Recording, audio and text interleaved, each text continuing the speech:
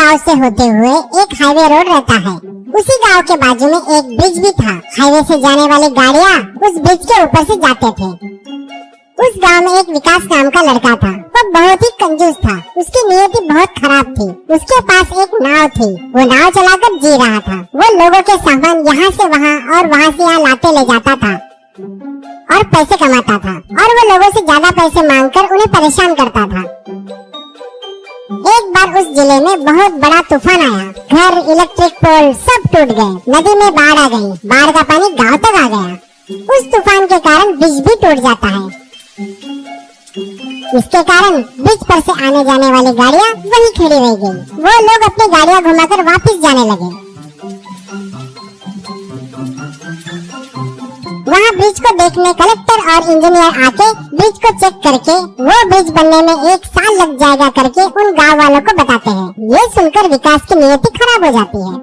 Traffic वाले उस bridge की तरफ आने वाले गाड़ियों को रोकने के लिए गांव के बाहर जंक्शन पर no entry, bridge construction in progress का बोर्ड लगाते हैं। उससे उधर आने वाली गाड़ियां बाजू के रास्ते की तरफ से सीधी जा रही थी। ब्रिज टूटा होने की वजह से विकास का गिराईक बढ़ने लगे। वो ज्यादा पैसे चाहिए करके लोगों से मांगने लगा। क्यों ज्यादा मांग रहा हूँ, सोच रहे हैं क्या? वहाँ ब्रिज टूट गया है, दिख नहीं रहा क्या? पसंद नहीं है तो नाव में मत चढ़िए, यहाँ से निकलिए। अब लोगों के पास दूसरा ऑप्शन नहीं होने के कारण वो लोग उसे ज्यादा पैसे देने लगे। सामानों को, स्कूटरों को, साइकिलों को, हर चीज के लिए ज्यादा पैसे लेने लगा। पर वो लोग बेचारे करते क्या?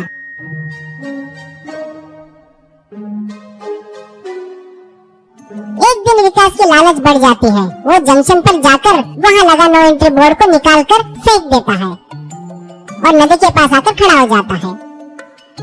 थोड़ी देर बाद एक आदमी अपनी महंगी कार से आता है। वहाँ बोर्ड न होने के कारण वो सीधे टूटे हुए ब्रिज के रास्ते पर आता है। ब्रिज के नजदीक आकर देखता है तो ब्रिज टूटा हुआ था। आदमी, ओह शिट, अब कैसे जाऊँगा?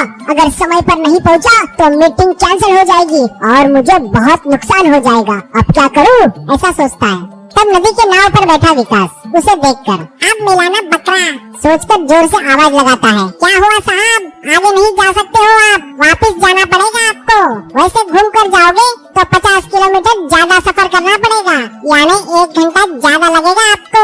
अगर आपको अर्जेंट है तो कहिए, मैं आपके कार को नदी पार करवा सकता हूँ।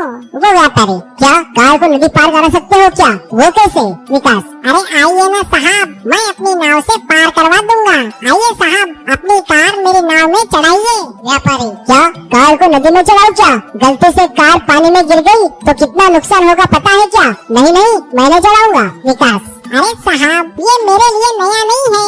ये ब्रिज गिरा है ना, तब से मैं बहुत कारों को मेरी नाव के द्वारा उस पार लेके गया हूँ। बड़े बड़े महंगे कार भी पार करवाया हूँ। मुझ पर यकीन कीजिए सर, आपके कार को कुछ नहीं होगा।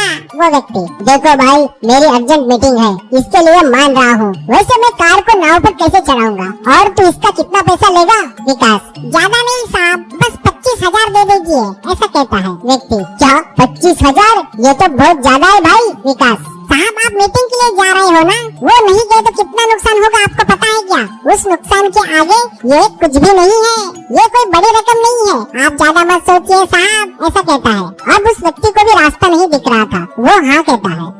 अब विकास 2 लकड़ी के पट्टे को नाव में से नदी के किनारे पर डालता है और कहता है, साहब इन पट्टों पर से गाड़ी को नाव में चढ़ाओ, जल्दी चढ़ाओ। व्यक्ति, अरे बाप रे, मैं कोई सर्कस में काम करने वाला स्टंटमैन हूँ क्या? ये अपने से नहीं होगा भाई। नुकसान हुआ तो नुकसान हुआ, मैं तो वापस जा रहा हूँ।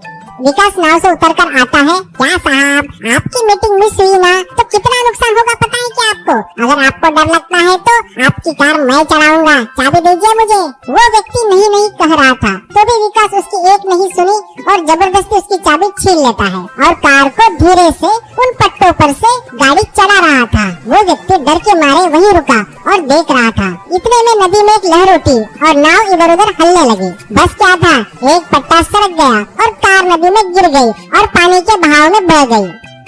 ये देख व्यक्ति सर पीटने लगा। विकास तैरकर ऊपर आ गया। ये देख गुस्से में वो व्यक्ति विकास की जमकर धुलाई करता है और पुलिस को सौंप देता है। वैसे विकास अब जेल की हवा खा रहा था।